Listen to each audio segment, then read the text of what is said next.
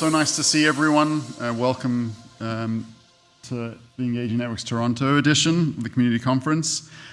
This slide was here last year, and it's just a kind of to iterate the sort of transformation that's going on in Engaging Networks, and our CEO, founder Graham Covington, is pushing the vision around it.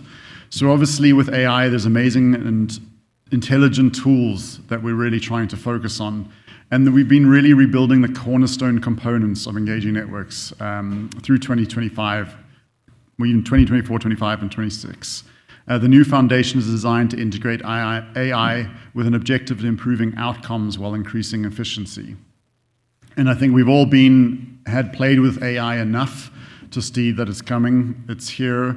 There are definite use cases that can really improve the lives and the way that you work.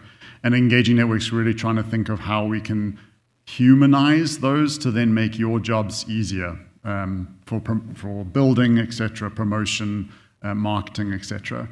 So 6 years ago or so, Graham created this Accessible Intelligence, focusing on AI, and it was before the OpenAI came out with a ChatGPT implementation. So he created a sister company and had been working around retention use cases, automated classification, etc. And then through that, there's been culmination of efforts to start improving those, having those tools getting integrated into Engaging Networks.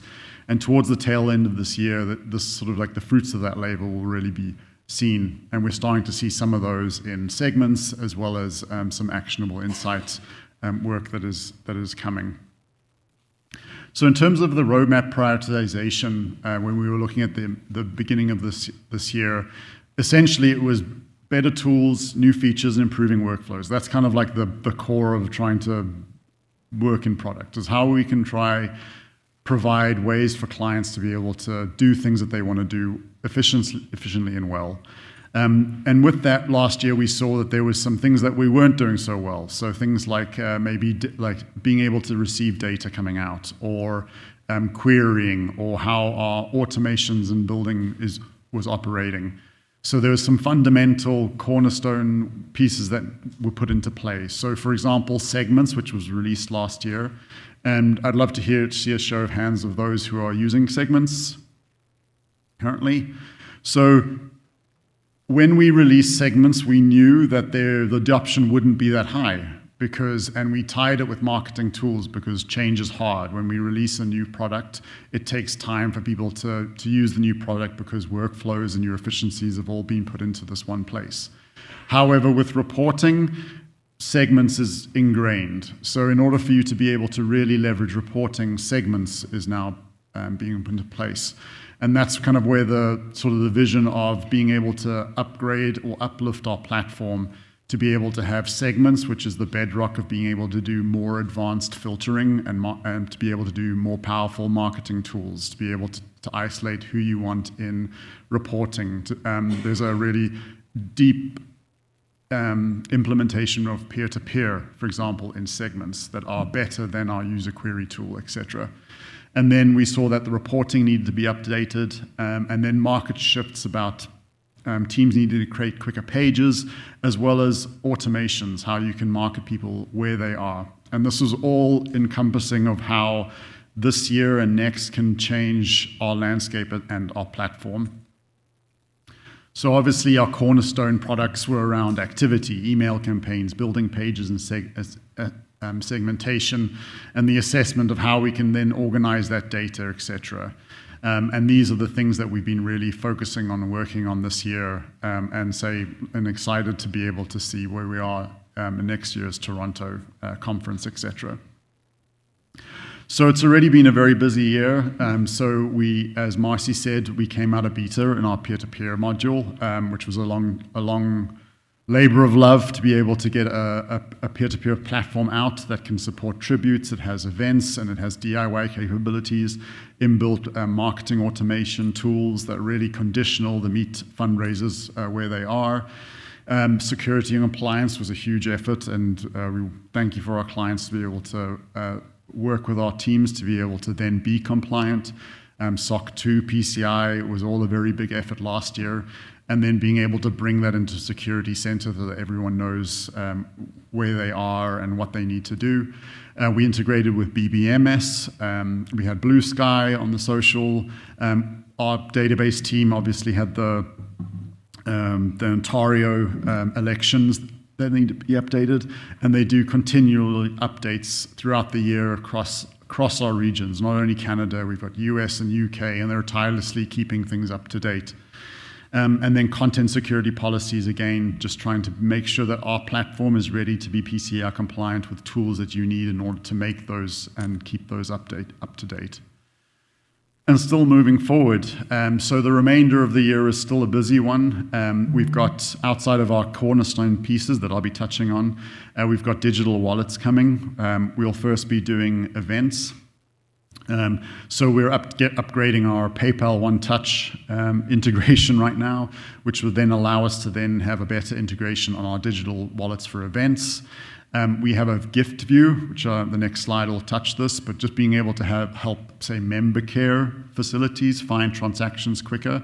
And I'd love if this resonates with you to either catch me or speak to one of your ASMs about this, because we're looking to kind of get this going in the next three months.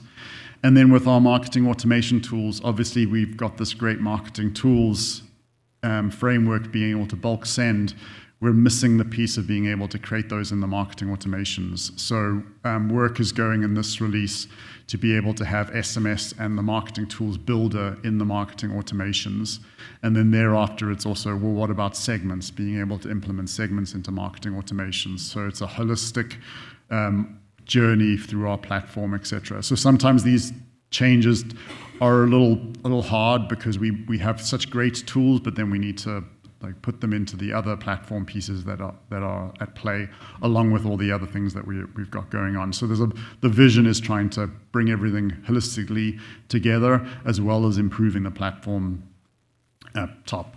So this is just a quick idea about the gift view piece. So being able to essentially search for a quick gift view transaction. So being able to maybe find transactions based on supporter name or part of the transaction ID, etc., or maybe the receipt ID.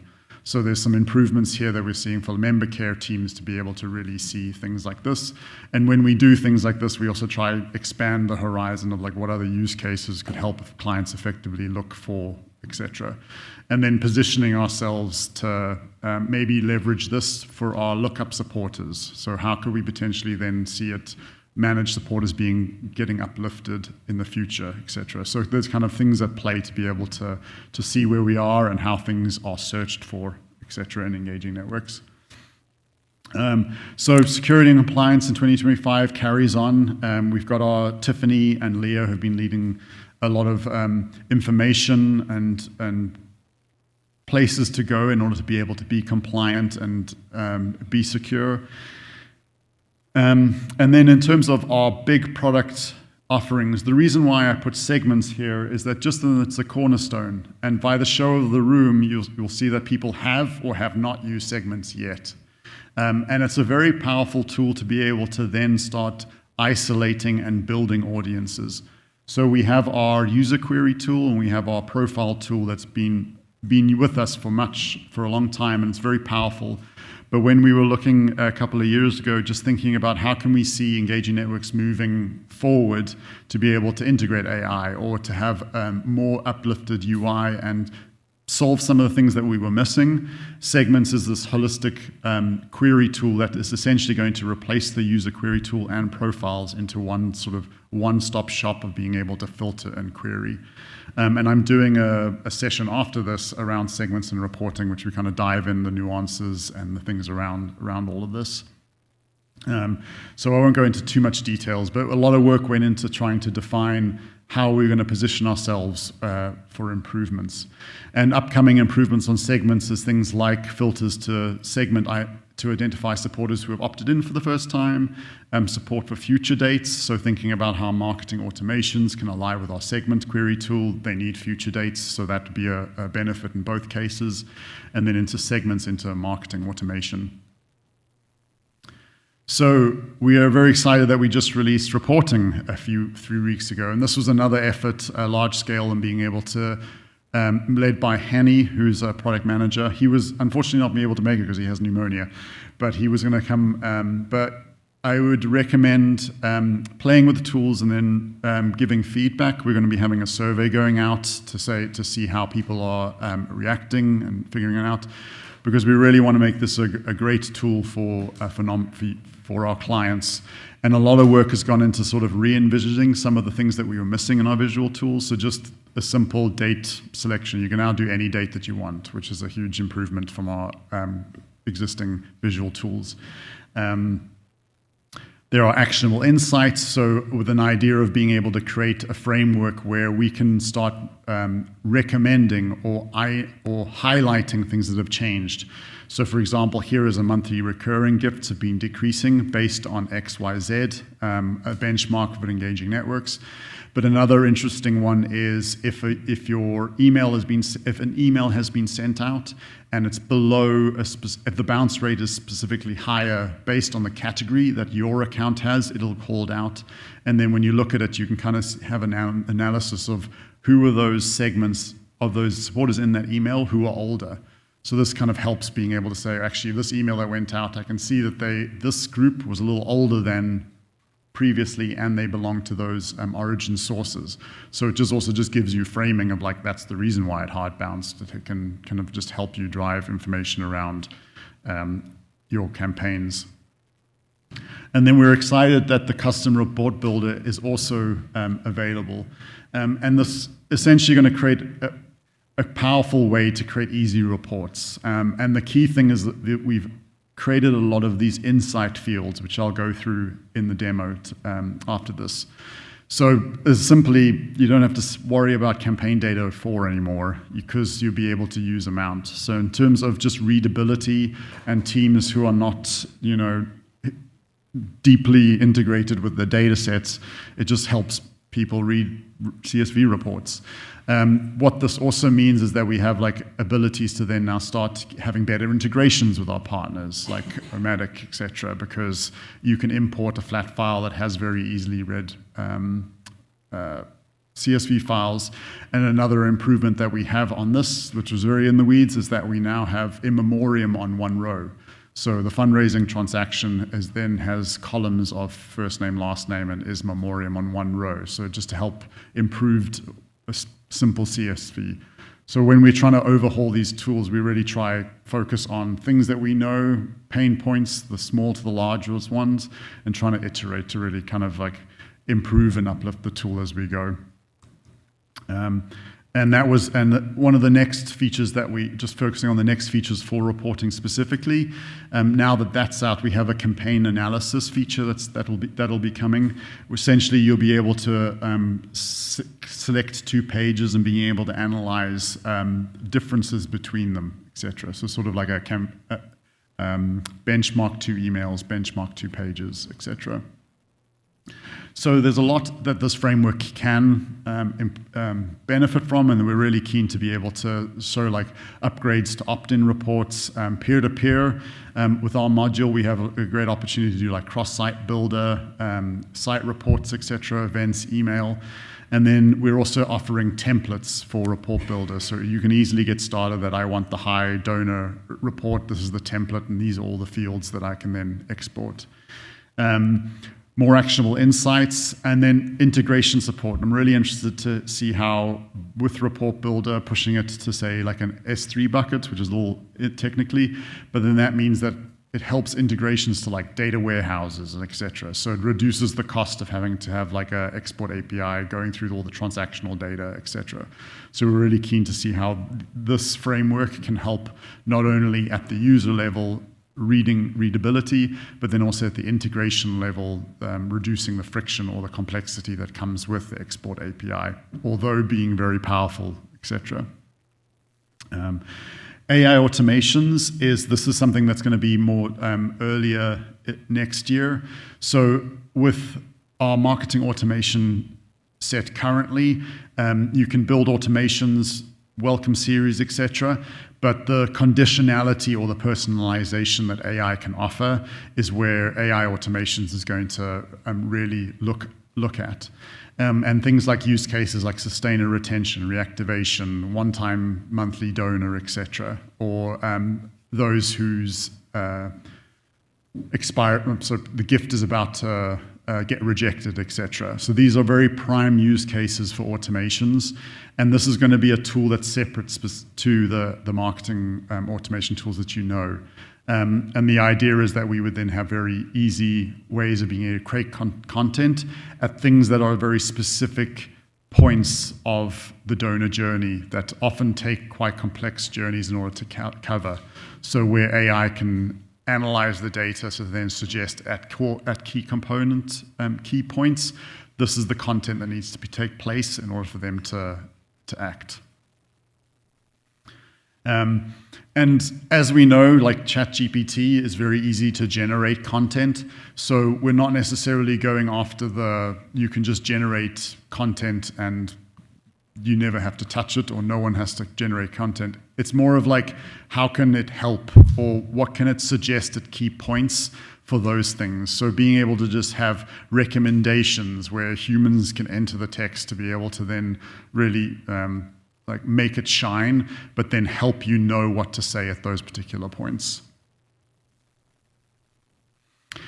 And then another key roadmap item that we're working on this year is smart pages. So we have a flagship product, Page Builder, that's very powerful. We can build things like Ottawa, where you can then plug in a database of Google Sheets to power an intense and beautiful page. And what we do see, though, is that there's a need for quicker pages. You can focus on just creating donation pages. A lot of it is standardized. So things like Google Analytics tracking, how the page flow, how it mimics and how upsells are introduced. So Smart Pages is like a highly optimized, but then very structured framework that we're working on. And we're really looking to have sort of places that you can put impact text. So you're only really focusing on the key moments of an upsell or the processing where you'd be able to put some place impact text in. But the actual overall look and feel is very easy to create. You can create a page very quickly. It looks great, etc. And then branding, you'll be able to update branding, but then obviously it's limited, but then it will look good. It's just being able to really easily launch a page that looks really great really quickly. And then alongside that is also the ability to do an embeddable lightbox alongside the smart page. So where you would have your intersection of your website and those visiting, you can have your branding match the appeal that potentially you're pushing out. Or you could have separate, etc., separate look and feel. So there's frameworks around embeddable lightboxes, about how smart pages can quickly be created to match your campaign speeds, and like receding, etc., is all going into a big project this year that we're looking to release at the end of the year. So as you can see, here's an example of the out-of-the-box add-ons. Like very easily, I want to add a monthly upsell.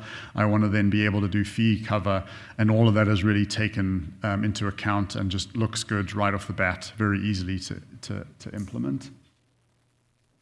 On the peer-to-peer front, we've got, it was so lovely to see ALS Canada speak on the peer-to-peer tools.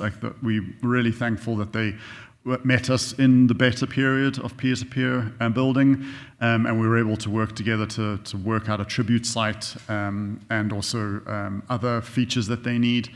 But it's a real powerful tool that will be able to really match and meet where you want to be, either from quite a simple like DIY campaign to an event where you need to then charge minimum commitments. A lot of work has been gotten to see how we could meet the enterprise market, and this is being able to have company structures like tiers. You can have company pages, you can have company parent-child pages with team and individuals underneath.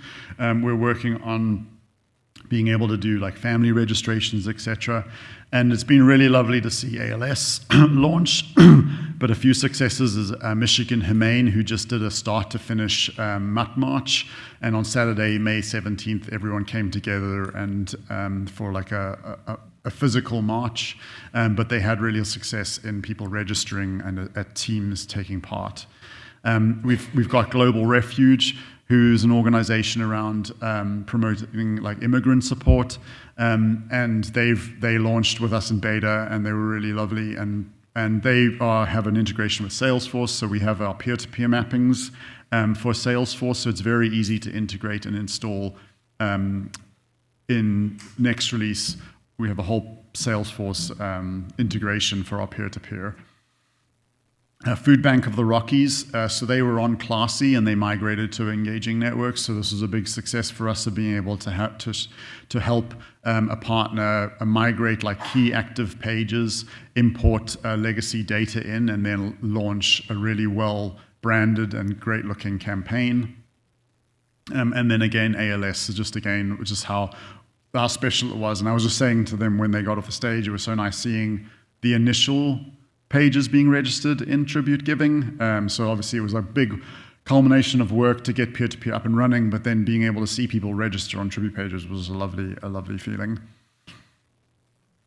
And then what's next on peer-to-peer? So right now we're building, we have done a lot of work on activity tracking. So right now you can do like individual, but in the next release, which is July 11th, team tracking is coming. So I, as a team captain, could create a team goal. Team members can then all do activity against that goal, and then that means that there's going to be in my dashboard I can add my own manual tracking, and then it's logged and it's showed on the donation page. But then there's going to be a leaderboard where I can then see individual fundraising activities as well as team activities. In the development, we did a lot of development in Q1 around group and family registrations. So this means that I could, for example, if Engaging Networks was going to take part in a campaign, I could, using the Engaging Networks company, I could register myself and my colleagues, and I could pay for my colleagues. So there's group registrations at either at the like individual or team level, but then they can be supported by other company structures. And we're also looking at, we've also done work around dependents. So I could register my partner as well as my two kids. My two kids are dependents, so they are hidden from search, but then they're able to then have their own like donation link. And so grandma can then donate to Henry, donate to Estelle, or donate to the family, etc. So it's the way of being able to represent group and family registrants at the peer-to-peer site level, along with being able to support company structures, etc. So, and we've done a lot of work on the registration flow for this to be able to handle independent waivers. So you can sign a dependent waiver. You're not signing someone else's waiver who's registering.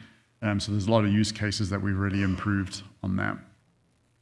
And then upcoming, we've got things like continual back office enhancements. So clients who are running peer-to-peer campaigns, listening to their feedback to be able to improve the bits and pieces that really make it work.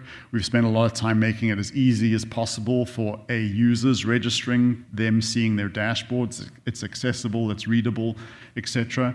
And then things like meeting what our other roadmap items are working on. So for example, reporting, we've got cross-site revenue reporting, etc. So there's kind of where things are working together, they meet to be able to sort of have like a holistic picture of all our modules working together.